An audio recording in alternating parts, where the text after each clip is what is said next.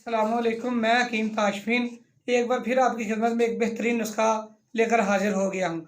आजकल शदीद गर्मी पड़ रही है, जिसकी वजह से अक्सर लोगों को पेशाब की नाली में जलन की तकलीफ़ है। इसके लिए एक बेहतरीन नुस्खा है।